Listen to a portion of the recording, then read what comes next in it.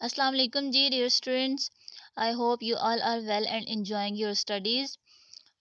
जनाब हमारा जो टॉपिक चल रहा था वो कल्चर एंड इम्पीरियलिज्म के हवाले से बाय एडवर्ड सेड ने जो अपनी थ्योरी पेश की थी पोस्ट कॉलोनियलिज्म को हम उसको डिस्कस कर रहे थे। इन्होंने इस थ्योरी को बड़े ही डीपेस्ट तरीके से और इसको बड़े ही अच्छे तरीके से अपने इस वर्क में आप ये कह सकते हैं कि स्ट्रिप ऑफ किया था इस मास्क को जो वाइट पीपल के फेसेस पर चढ़ा हुआ था। जो ब्रिटिश कंट्रीज थे या यूरोपियन वेस्टर्न कंट्रीज थे, उनके चेहरों पर जो मास्क था उसको बड़े अच्छे तरीके से उन्होंने उतारा है। तो हम ये वेस्टर्न कंट्रीज़ के हवाले से डिस्कस कर रहे थे। फ्रांस फैनन को भी हमने डिस्कस किया था। ये भी एक बहुत ही ग्रेट हिस्टोरियन हैं और इन्होंने जिस तरह से हिस्ट्री में होने वाले इम्पीरियलिज़्म को डिस्कस किया है अपने वर्क्स में, वो भी कमाल का है। और जो हमारा प्रीवियस वीडियो में लास्ट जो टॉपिक हमारा पॉइंट रह गया था टॉपिक में से, वो था चॉम्स्की का। अब चॉम्स्की ने ये जो है लिंग्विस्ट भी हैं और हिस्टोरियन भी हैं और he is alive at the time. अभी ये ज़िंदा हैं और इनकी जो थ्योरीज़ हैं वो बड़े ही अच्छे तरीके से इन्होंने डिस्कस की हैं और प्रेज़ेंट किया है, प्रोड्यूस किया है न्यू थ्योरीज़ को। चाहे वो लैंग्वेज के हवाले से हों, चाहे वो इम्पीरियलिज़्म के हवाले से हों, चाहे वो लिटरेचर के हवाले से हों। तो देखते हैं जनाब ये लास्ट पॉइंट क्या था। वेस्टर्न इम्पीरियलिस्ट्स के बारे में इन्होंने जो प्रेजेंट टाइम पीरियड के लिए इंकशाफ किया है वो ये कहते हैं कि जो थर्ड वर्ल्ड की जो कंट्रीज हैं, थर्ड वर्ल्ड कंट्रीज आपको प्रीवियस वीडियो में कंप्लीटली इस पॉइंट को मैंने डिस्कस किया है, वो ज़रूर सुनिएगा। वो ये कहते हैं कि थर्ड वर्ल्ड जो कंट्रीज हैं उनको, उनकी इकोनॉमी को बड़े ही अच्छे तरीके से, बड़े ही साफ सुथरे तरीके से वेस्टर्न इंपीरियलिस्ट ने कैच कर लिया है। अब वो किस थ्रू से कैच किया है, वो तरीका इनका ये है कि इनका एक तो जो है ना एक एजेंडा होता है। वो एजेंडा ये पेश करते हैं कि हम जनाब इनको मनी लेंड करेंगे, पैसा देंगे through IMF, world bank, standard chartered bank. इनके थ्रू ये क्या करते हैं, ये जो एजेंसीज हैं, बैंक्स हैं, ये पैसा देते हैं उनको कि वो जो उनकी लीकेज ऑफ टेक्नोलॉजी है और जो उनकी फीबल इकोनॉमी है उसको इंक्रीज करें। ठीक है, और उनको हेल्प आउट करते हैं, टाइमली तो वो हेल्प आउट करते हैं उनकी इस पॉवर्टी को, जो पॉवर्टी की कंडीशन है उनकी, उसको रिड्यूस करने के लिए। लेकिन वो उनके लिए जो कंडीशंस हैं वो बड़ी टाइट लगाते हैं। ठीक है, अब कोई भी काम है ना तो उसकी कुछ कंडीशंस होती हैं।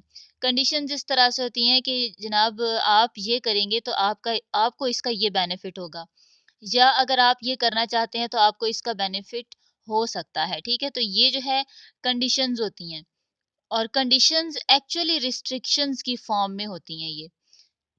और ये ऐसा करते हैं कि हेल्प करते हैं पुअर कंट्रीज़ को, ठीक है, जो बैकवर्ड या थर्ड वर्ल्ड कंट्रीज़ हैं, और उनको डीपली इन्फ्लुएंस करते हैं, क्या करते हैं, उनके ऊपर मुकम्मल तौर पर हावी हो जाते हैं उनके इंटरनल अफेयर्स में। जो कंट्री के अंदर जो इंटरनल अफेयर्स होते हैं, उनमें वो मुकम्मल तौर पर क्या करते हैं, उन पर हावी हो जाते हैं। और वो ऐसी पुअर नेशंस को ऑर्डर देते हैं कि जनाब, कंडीशंस वो ये करते हैं कि आप जो पॉलिसीज़ अपनी शेप अप करेंगे ना कंट्री के अंदर, वो हमारे मुताबिक होंगी। और वो क्या करते हैं कि डीप इंटरेस्ट होता है वेस्टर्न कंट्रीज़ का, थर्ड वर्ल्ड कंट्रीज़ के अंदर, और जो कुछ लोगों की विशेज़ होती हैं, उनके अगेंस्ट जाकर वो उनसे पॉलिसीज़ बनवाते हैं। अब हमारा जो पाकिस्तान है, आप इसको देख सकते हैं, ये बहुत बड़ी मिसाल है हमारे सामने कि आज इस दौर में, इस टाइम पीरियड में जो इतनी महँगाई है, वो किस वजह से है? वो इसी वजह से है। आईएमएफ के, वर्ल्ड बैंक के जो कर्ज़े हैं पाकिस्तान के ऊपर, वो जो हैं जो हमारे हैं पॉलिटिशियंस हैं, इनको हमारे ये एक्चुअली हमारी जो असेंबली है, इसके अंदर अमेरिका घुसा हुआ है। पैसा वो फेंकता जा रहा है, ठीक है? और वो जो है अपनी मर्ज़ी की पॉलिसीज़ बनवाता जा रहा है। अब क्या हमारे पाकिस्तान में रिसोर्सेज़ की जो नेचुरल रिसोर्सेज़ हैं, जो गॉड गिफ्टेड हैं, अल्लाह ताला ने गिफ्ट किए हुए हैं पाकिस्तान को, ऐसा गिफ्ट किसी भी कंट्री के पास नहीं है। इसके बावजूद जो है पाकिस्तान में इतनी ज़्यादा पॉवर्टी है, लैक ऑफ एजुकेशन है, यानी हर चीज़ की कमी है, महँगाई इतनी ज़्यादा है। उसके अलावा आप देख लें कि जो एनर्जी एनर्जी प्लांट के जो प्रॉब्लम्स हैं, वो इसी वजह से डैम्स नहीं बन रहे पाकिस्तान के अंदर। जो अयूब खान के दौर में बने थे बस वही, और उससे पहले जो, और इंडस्ट्री हमारी बिल्कुल लो लोअर रेट पर जा रही है। और महँगाई ऐसी है कि जो है हर जो गरीब से गरीब तर और अमीर से अमीर तर इंसान सर पकड़े बैठा है। तो ये पॉलिसीज़ बनाई हुई हैं अमेरिका की, उसने वो जो पॉलिटिक्स में जो-जो चीज़ें हैं हमारे लिए ज़रूरी, लोगों की भलाई नहीं करते वो। जो पाकिस्तान की अवाम है वो भलाई नहीं करते हैं। अब जो भी अच्छा हुक्मरान आता है उसको उतार देते हैं, और जो बद से बदतर होता है उसको उसका लॉन्ग टाइम पीरियड निकल जाता है। जो धांधली करते हैं ये वोटिंग में, ये सब कुछ क्या है? ये अमेरिका के हाथों पर पाकिस्तान के जो पॉलिटिशियंस हैं उनको नचाया जा रहा है, और वो नाचते जा रहे हैं। और ये जो यूएस की सुप्रीम अथॉरिटी का जो इसने उठाया हुआ है ना एक एजेंडा, ये सारी यही चीज़ें हैं कि जनाब अमेरिका जैसे मेट्रोपॉलिटन का पिछली वीडियो में आपको बताया था, ये यही चीज़ है कि वो जो है ना तमाम कंट्रीज़ पर, जो बैकवर्ड कंट्रीज़ हैं उन पर रूल करना चाहता है। फिर बहुत से ऐसे कंट्रीज़ हैं जो कि नेचुरल रिसोर्सेज़ से माला-माल हैं। कहीं स्टोन्स बहुत ज़्यादा हैं, कहीं तेल पेट्रोल बहुत ज़्यादा है, कहीं ऑयल बहुत ज़्यादा है। तो ये सब चीज़ें उसने अपने कंट्रोल में की हुई हैं। वो उनको, ऐसे कंट्रीज़ को वो पैसा देता है, पैसा देकर वो ये करते हैं कि जनाब आप ये पैसा लें, इसमें इन्वेस्टमेंट करें, और फिर उसके बाद जनाब ये चीज़, वो कुछ ऐसा चक्कर चलाते हैं कि उनके अंडर ये सब कुछ।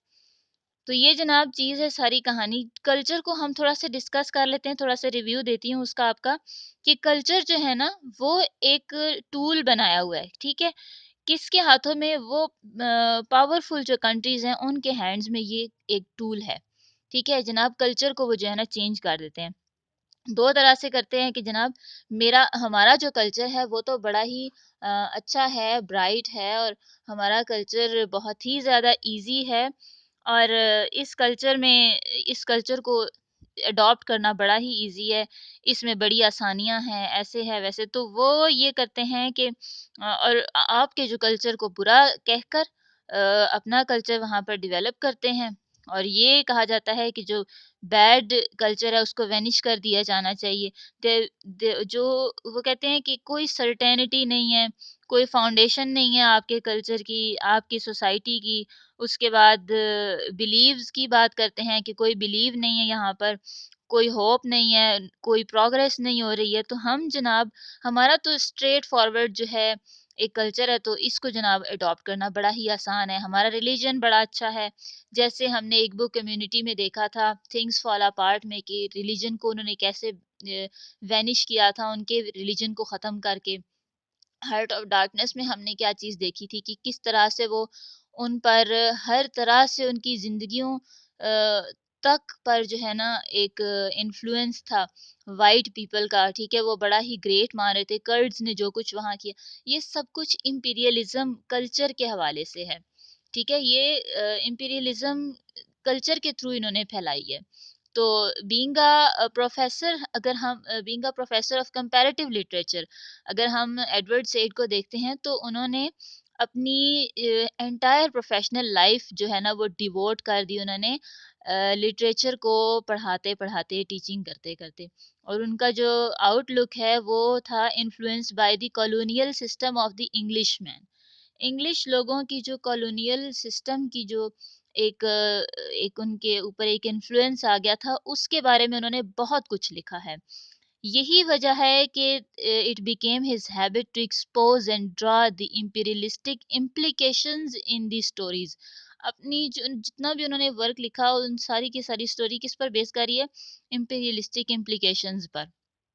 तो ये बड़ा ही ग्रेट उनका वर्क माना जाता है। और देखें कि जो एक स्लोगन था इंग्लिश पीपल का, हमने देखा था हार्ट ऑफ डार्कनेस में, एक्सटर्मिनेट ऑल द ब्रूट्स, कि जितने भी एक जाहिल या अनसिविलाइज्ड पीपल हैं उन सारे के सारों को एक्सटर्मिनेट का मतलब होता है कि बेरहमी से ख़त्म कर दिया जाए, उनको एक्सप्लॉइट कर दिया जाए। हाई हैंडेडनेस जो है वाइट नेशंस की, उनका ये स्लोगन था।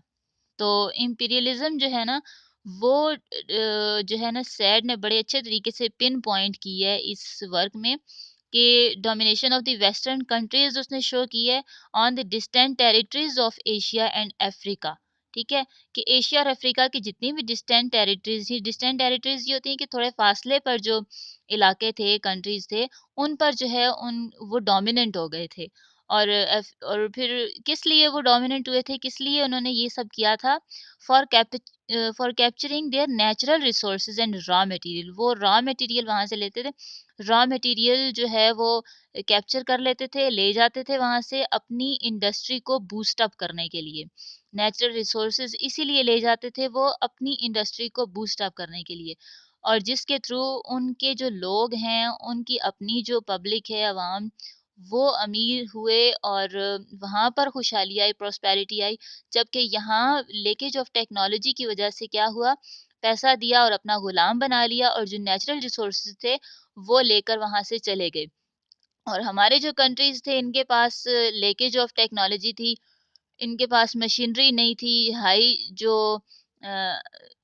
वोल्टेज वाली जो मशीनरी है, हाई इंडस्ट्री नहीं थी, जिसकी वजह से वो नेचुरल रिसोर्सेज को मोल्ड अप करके अपने काम में लेकर आ सकते। तो आज यही हो रहा है, वो हमसे नेचुरल चीज़ें ले जाते हैं, रॉ मटेरियल ले जाते हैं अपनी इंडस्ट्री में, उसको बूस्ट अप करते हैं, और यहाँ जो है ना पैसा दे देकर स्लेव बनाते जा रहे हैं। नेक्स्ट जो जनाब हमारा टॉपिक है, आज का जो बेसिक टॉपिक है वो ये है कि रेफरेंस देने हैं यहाँ पे नॉवेलिस्ट्स के, जो इन्होंने एडवर्ड सेड ने दिए हैं, क्लासिकल नॉवेलिस्ट के रेफरेंसेस हैं, एविडेंसेस हैं regarding to condemned imperialism. Imperialism को कंडेम करने के लिए, उसकी मजम्मत करने के लिए जो एविडेंसेस दिए हैं एडवर्ड सेड ने, वो यहाँ पर डिस्कस करते हैं। एडवर्ड सेड का थोड़ा सा जो हमने इंट्रो करना था वो कर लिया, और उन्होंने एक्सपोज किया है एंड्रॉन इंपीरियलिस्टिक इम्प्लीकेशंस, और उनका deep concern with exploitation and high handedness के वाइट नेशंस को जो है उन्होंने कंडेम किया है। अच्छा, उन्होंने ये शो किया है कि do by hook and crook, यानी जो कुछ भी करना है, जो उन्होंने बुलेट्स एंड गन्स से ये काम नहीं किया, उन्होंने जस्ट अपनी रेकलेस पावर से ये काम किया। चाहे वो सीधे तरीके से करो, चाहे वो खराब तरीके से करो, यानी सीधे और उल्टे दोनों रास्तों से उन्होंने ये काम किया। यूरोपियन राइटर्स का उन्होंने, एडवर्ड सईद ने हमें बहुत ज़्यादा अच्छे तरीके से एविडेंस एज एविडेंस यूज़ करते हुए प्रेजेंट किया है उनको। जोसेफ कॉनरेड का जो वर्क था हार्ट ऑफ डार्कनेस में, उसमें कर्ड्स ने क्या किया था, एक लिस्ट हम देख लेते हैं जो यूरोपियन राइटर्स की उन्होंने हमें दी है। फिर उसके बाद किपलिंग है, जेन ऑस्टन है, डिकन्स है। डिकन्स का एक वर्क हमने रिवॉल्यूशन के हवाले से भी पढ़ा था, अ टेल ऑफ टू सिटीज। फिर डब्ल्यू बी येट्स ने हमें का जो है रेफरेंस उन्होंने हमें दिया है। एमी सेजियर हैं, उसके अलावा चिनो एशबी हैं। अच्छा, शिनो एशबी का थिंग्स फॉल अपार्ट, इसमें हमने कल्चरल और रिलीजियस इंपीरियलिज्म दोनों तरह से देखा था। और जो जोसेफ कॉनरेड का हार्ट ऑफ डार्कनेस है, उसमें बड़े ही ग्रेट तरीके से, बड़े ही अच्छे तरीके से जो एक व्हील था वाइट पीपल के फेसेस पर, कि वो बजाय हेल्प करने के उनको गुलाम बनाते जा रहे हैं।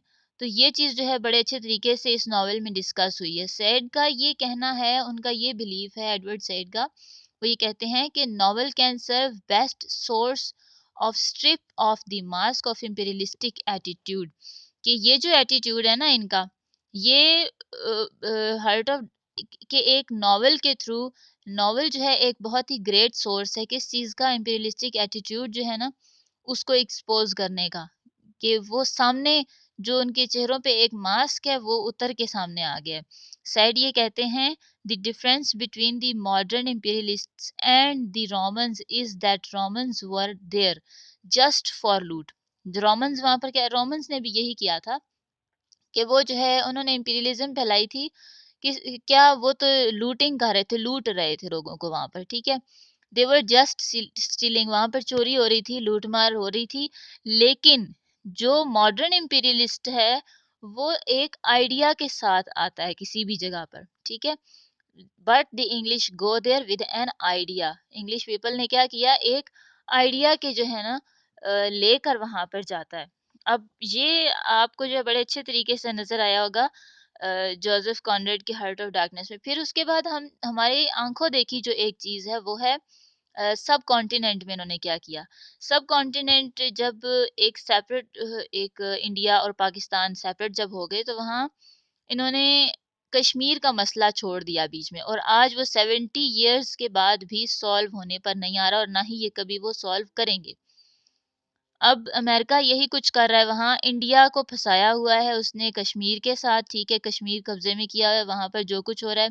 इंडिया के अंदर जो रहने वाले मुस्लिम्स हैं उनके साथ जो कुछ हो रहा है, उधर चाइना के साथ इनकी लगी हुई है लड़ाई, और यहाँ पाकिस्तान के साथ भी एक ग्रेट थ्रेट है इसी वजह से कि वो कश्मीर को नहीं छोड़ रहा। ठीक तरह से कोई मार्जिनलाइज़ नहीं हुआ, और जिसकी वजह से आज तक ये प्रॉब्लम नहीं सॉल्व हुआ। और चॉम्स्की ने भी इसी तरह से लैश आउट किया है वेस्टर्न आइडियोलॉजी को, जो कि वर्ल्ड ऑर्डर है। ठीक है? उसको बड़े अच्छे तरीके से उन्होंने प्रेज़ेंट किया है कि व्हिच अमेरिका डज़, जो कुछ अमेरिका ने किया है दैट इज़ अनजस्ट, वो अनजस्ट है, कॉज़ नॉट जस्ट। उस ये अब कश्मीर वाले वाला जो मसला है ना, उस पे बड़ी अच्छे तरीके से फिट आती है ये वाली जो स्टेटमेंट है कि which America does that is unjust. जो कुछ अमेरिका ने किया है वो अनजस्ट है, कॉज नॉट जस्ट, इंसाफ ना करने के लिए उसने ना इंसाफी की है। तो ये बहुत ही एक आला जो है एक आपकी कोटेशन बनती है, इसको आप ऐड कीजिएगा अपने एग्जाम्स में भी। तो देखिए फिर उसके बाद हम देखते हैं कि इन्हों ये जब रिलीजियस तरीके से करते हैं, रिलीजन को जाके इम्पीरियलाइज करते हैं, तो वहाँ पर गॉड्स को बुरा कहते हैं, ठीक है? आपके रिलीजन को बुरा कहते हैं। उसके अलावा लोगों की रिस्पेक्ट नहीं करते, ठीक है? दोनों को डिसरिस्पेक्ट करते हैं।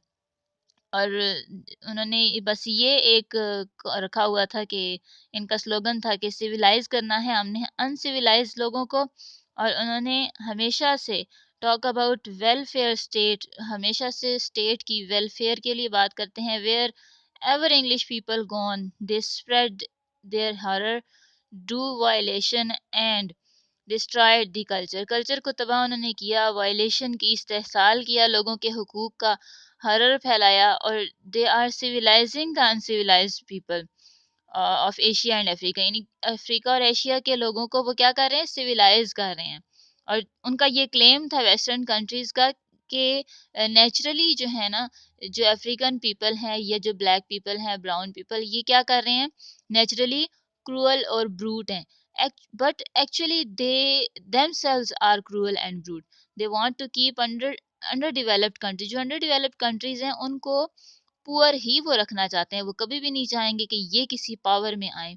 और वो जो है ना इग्नोरेंट और इनसफिशिएंट इन मॉडर्न टेक्नोलॉजीज, जो कि इग्नोरेंट है, इनसफिशिएंट, उनके पास लेक ऑफ टेक्नोलॉजी है। यही चीज़ आपको पहले भी बताई कि मॉडर्न टेक्नोलॉजी उनके पास नहीं है, so that strong countries rule over them. और यही वजह है कि जो स्ट्रॉन्ग कंट्रीज हैं, वेस्टर्न कंट्रीज, वो रूल कर रहे हैं पुअर जो कंट्रीज हैं उन पर।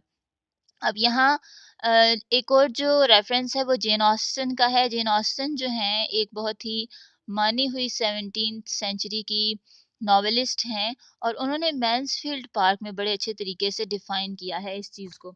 और कैसे उन्होंने डिफाइन किया है, उन्होंने बताया है कि जैसे अब आप उसकी स्टोरी को अगर देखते हैं तो 3 सिस्टर्स की फैमिली स्टोरी बताई गई है। एक की तो औलाद थी ही नहीं, और एक थी जिनके बहुत ज़्यादा बच्चे थे, और पुअर जो उनकी फाइनेंशियल कंडीशन थी उसकी वजह से वो इतने सारे बच्चों को मैनेज नहीं कर पा रही थी, जिसकी वजह से उन्होंने अपनी बड़ी बेटी को अपनी दूसरी सिस्टर के यहाँ भेज दिया, उसको पालने के लिए, उसकी अच्छी पढ़ाई के लिए। उनके अपने भी 4 बच्चे थे। अब ये जो एक वो इग्नोरेंट थी इस नॉवेल के अंदर, किस वजह से थी? इसी वजह से थी कि उसकी एक जो मेंटल स्टेट है वो स्टेबल नहीं हो पा रही थी, कि अपना घर उसका देहात में था, कंट्री साइड पे था, और जब वो यहाँ अपनी आंट के पास आती है तो ये एक सिटी लाइफ है। अब यहाँ जब अपने कज़न्स के पास आती है तो दोनों जो कज़न्स हैं, लड़कियाँ जो कज़न्स हैं इसकी, ये दोनों, इनकी ये ख़्वाहिश होती है कि they have to go London. London की तरफ जाएँ और वहाँ जो है वो बहुत ज़्यादा बिगड़ जाती हैं, और उनकी लाइफ़ काफ़ी उनकी वजह से उनकी अपनी फ़ैमिली काफ़ी थ्रेट में होती है, डिस्टर्ब्ड होती है। और जो बड़ा बेटा होता है इनका टॉम, वो भी, उसकी भी यही कंडीशन होती है। यानी money and marriage and money की जो एक है ना थीम, वो लेकर चलते हुए उसने इसको भी, इम्पीरियलिज्म को भी डिस्कस किया है कि किस तरह से एक दूसरे जो सिविलाइज्ड, एक सो कॉल्ड फॉर्म में सिविलाइज्ड कंट्री हम कह सकते हैं, लंदन ने जो है किस तरह से उनकी बेटियों को खराब कर दिया था, वहाँ की जो सोसाइटी थी उसने किस तरह से। और ये एक्चुअली जेन ऑस्टन का ये जो नॉवल है मैन्सफील्ड पार्क, ये ब्रिटिश एरिस्टोक्रेटिक सोशल सिस्टम पर एक बहुत ही जो है ना क्रिटिसिज्म है, जिसकी वजह से सेल्फिश एटीट्यूड हो जाता है, वहाँ जो लोग जाते हैं, ठीक है? वो सेल्फलेस नहीं रहते, सेल्फिश हो जाते हैं। किस वजह से? सोसाइटी की वजह से, एरिस्टोक्रेटिक सोसाइटी की वजह से। और दूसरी जो चीज़ है, वो क्लास डिस्क्रिमिनेशन बताई गई है इसमें। एरिस्टोक्रेटिक क्लास सिस्टम जो है ना, वो उसको अपर और लोअर वाला सिस्टम, ये चीज़ जो है ना, बड़े अच्छे तरीके से दिखाई है। तो ये जो इम्पीरियलिस्टिक सोसाइटीज़ हैं उस पर बेस कर रहा है। दूसरी जो डिकन्स हैं उनका हमने देखा है, ग्रेट एक्सपेक्टेशंस है। फिर उसके अलावा जो हैं व्हाइट मैन्स बर्डन, ये लिखी है डब्ल्यू बी येट्स ने और किपलिंग ने, सॉरी, किपलिंग ने लिखी एक पोएम व्हाइट मैन्स बर्डन। इसमें बड़े अच्छे तरीके से उसने इंपीरियलिज्म और कॉलोनियलिज्म के बारे में कहा कि it is the burden for white man. ये जो व्हाइट पीपल हैं बर्डन समझते हैं किस चीज़ को, इंपीरियलिज्म को और कॉलोनियलिज्म को। यानी इनकी जो जनरेशंस हैं उन्होंने उनको प्रोड्यूस ही इसलिए किया है कि वो दूसरे कंट्रीज़ में जाके अपने ड्रेसिंग के थ्रू, अपने कल्चर के थ्रू उनको इम्प्रेस करें दूसरे लोगों को, और उनका यही काम है कि दूसरे लोगों को इम्प्रेस करने के बाद वो इम्पीरियलिस्ट बना दें। ऑल जितने भी नॉन वाइट पीपल हैं, ठीक है, ब्राउन हैं, ब्लैक हैं, अफ्रीकन्स को ले लें, या इंडिया बरसगी जो सब कॉन्टिनेंट के लोग हैं इनको ले लें, दे शुड बी सिविलाइज्ड। उनका वो अपना फर्ज समझते हैं ब्राउन और ब्लैक पीपल को सिविलाइज करना। और जो रेसिज्म है उसको बड़े अच्छे तरीके से किपलिंग ने डिफाइन किया अपनी इस पोएम में, व्हाइट मैन्स बर्डन। टाइम हुआ तो लाजमी पढ़िएगा इसको। फिर चिनुए अशबी के थिंग्स फॉल अपार्ट जो है, इसमें रिलीजन को किस तरह से डिस्ट्रॉय किया, कल्चर को डिस्ट्रॉय किया, लोगों के जो एक एम्स और एक्सपेक्टेशंस थे उनको डिस्ट्रॉय किया। तो ये सब चीज़ें इन्होंने अपने नॉवेल्स में डिस्क्राइब की हैं।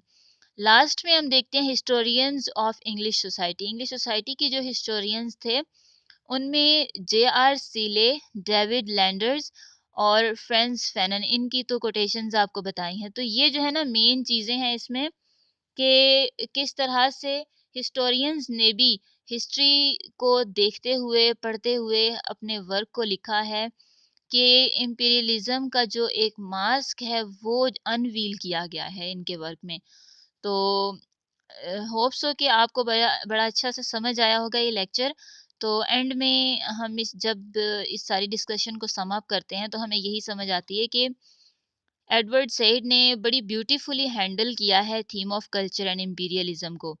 ना सिर्फ अपने जो डीप और ऑथेंटिक एनालिसिस के थ्रू, बल्कि दूसरे जो राइटर्स और क्रिटिक्स हैं, नॉवेलिस्ट्स हैं, उनको कोट करते हुए उसने कंडेम किया है जो बिटर रियलिटीज़ हैं हिस्ट्री की, कि किस तरह इम्पीरियलिज्म फैलाया गया, जिसके certain shadows are still observed, जो जिनके यकीनी जो अक्स है वो आज भी हमें नज़र आ रहा है अपनी सोसाइटीज़ में।